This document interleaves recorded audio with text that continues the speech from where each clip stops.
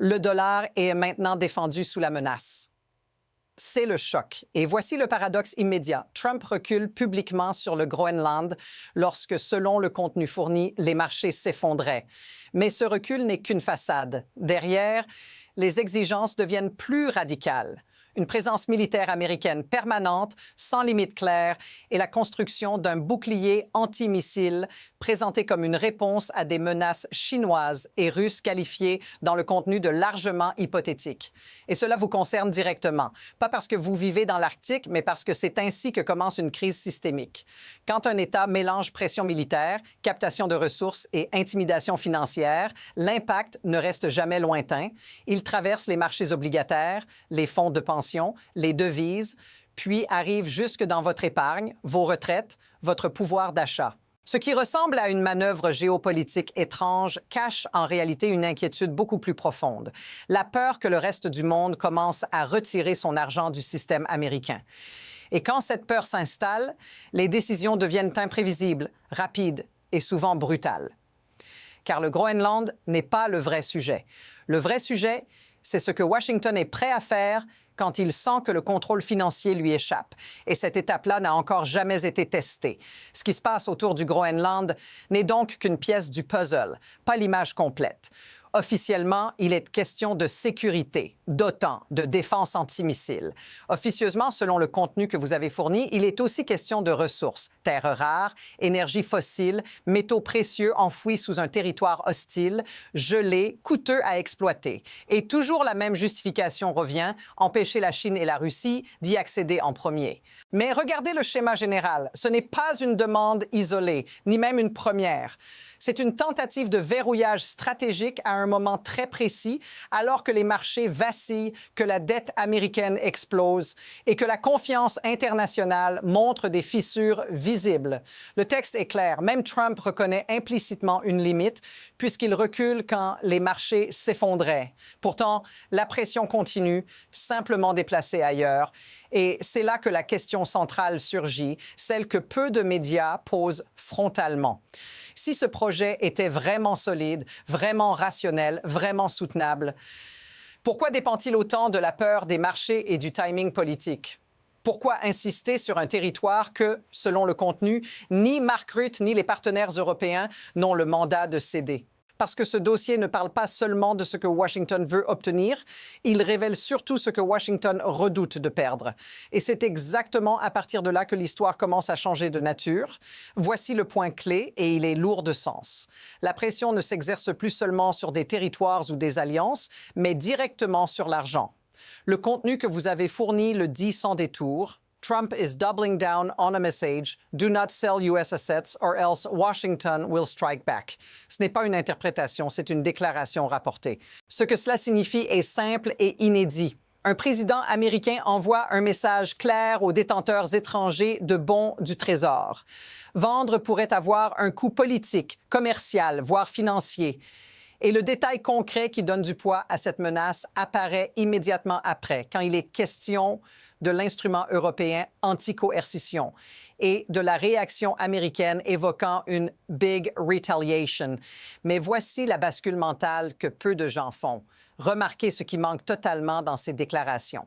Il n'y a aucune référence à la confiance des marchés, aucune défense du libre-échange, aucune invocation des règles du jeu financier. À la place, une logique de rapport de force. We have all the cards. Et c'est précisément ce silence qui alimente l'inquiétude. Parce que quand un système fondé sur la confiance commence à fonctionner par la menace, ce n'est plus un marché, c'est autre chose. Et cette transformation-là ne fait que commencer. Et maintenant, regardez comment la situation s'accélère. On passe d'une mise en garde verbale à une normalisation de l'impensable.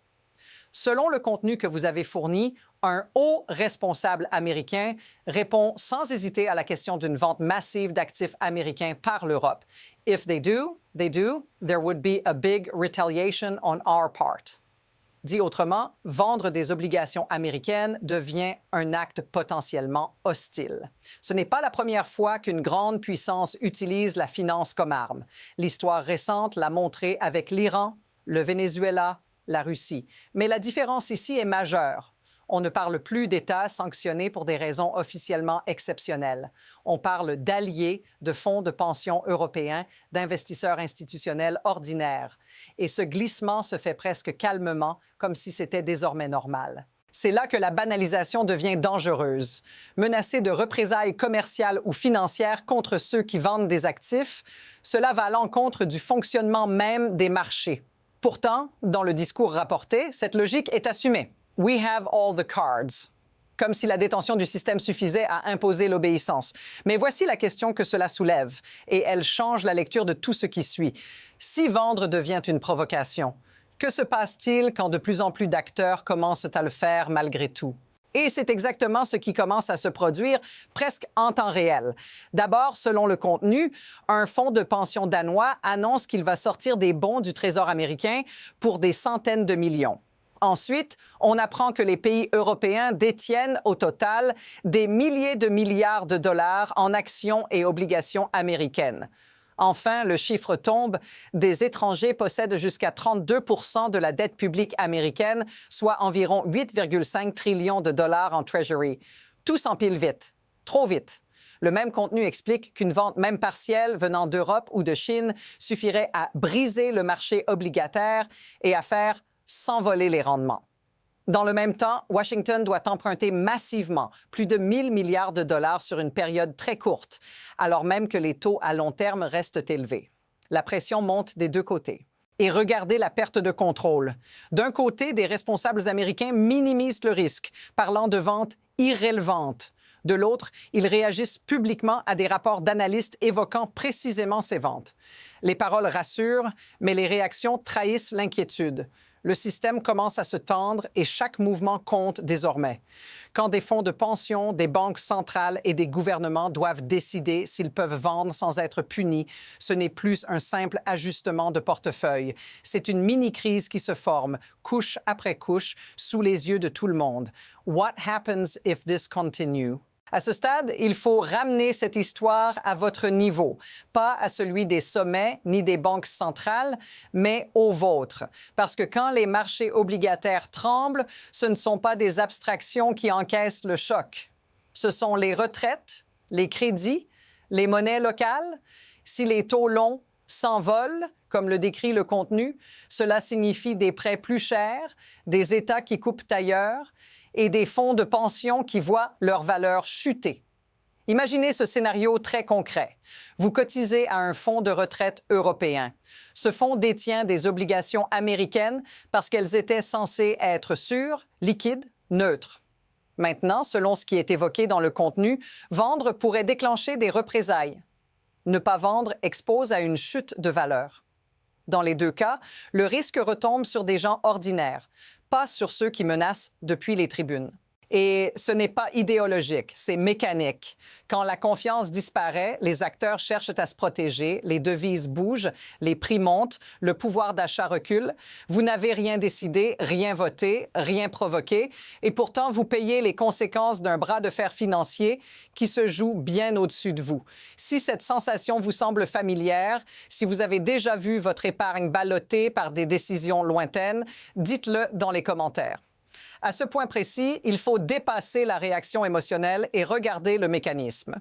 Ce qui permet à cette situation d'exister, ce n'est pas un homme ni une annonce isolée, mais une architecture entière fondée sur la dépendance. Le contenu que vous avez fourni le montre en filigrane. Le dollar, le système de paiement, les marchés obligataires ne sont pas seulement des outils économiques, ce sont des leviers de pouvoir. Tant que tout le monde a besoin d'y rester branché, la menace fonctionne. Mais voici l'élément dérangeant. Ce système repose moins sur la force que sur l'anticipation de la punition. Personne n'a besoin d'être sanctionné pour que la peur fasse son travail. Il suffit de voir ce qui est arrivé à l'Iran, à la Russie, au Venezuela. Le message est intégré. Et quand un responsable américain décrit calmement comment les sanctions ont provoqué une pénurie de dollars et l'effondrement d'une économie, ce n'est pas seulement un constat. C'est un signal envoyé à tous les autres. Ce que cela révèle, c'est une logique incitative perverse. Plus Washington brandit l'arme financière, plus il accélère la recherche d'alternatives. Pas par idéologie, mais par simple survie institutionnelle. Fonds souverains, banques centrales, fonds de pension n'aiment pas le risque politique. Et lorsqu'un actif devient conditionnel à l'obéissance, il cesse d'être neutre.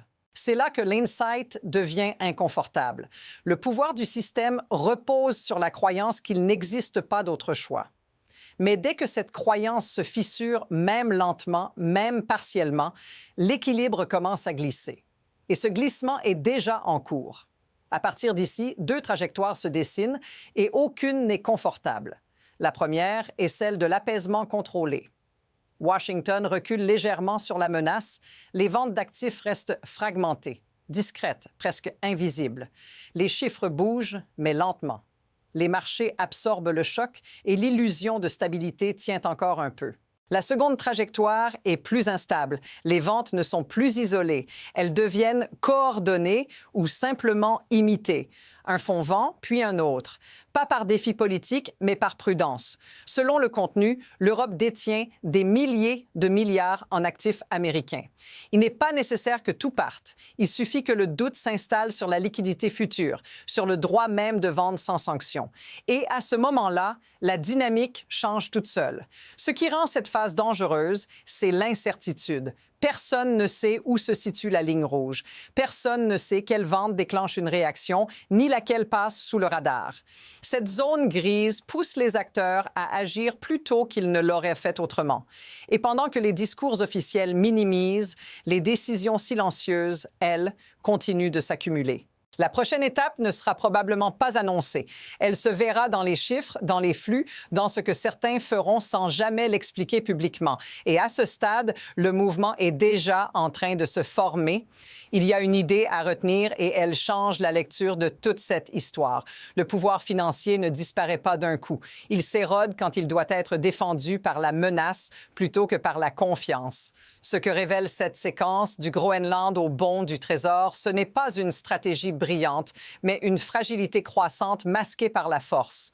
En une phrase, voilà le cœur du sujet.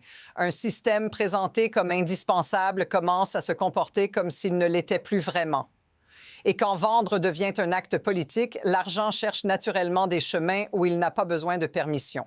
Ce dossier ne se termine pas ici. La prochaine couche ne concernera peut-être ni Trump, ni l'Europe, ni même les obligations. Elle concernera ce que les grands détenteurs feront ensuite, en silence, pour ne plus jamais se retrouver dans cette position.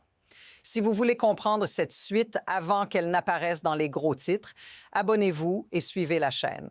Parce que ce qui vient après cette histoire est encore plus révélateur que tout ce que vous venez d'entendre.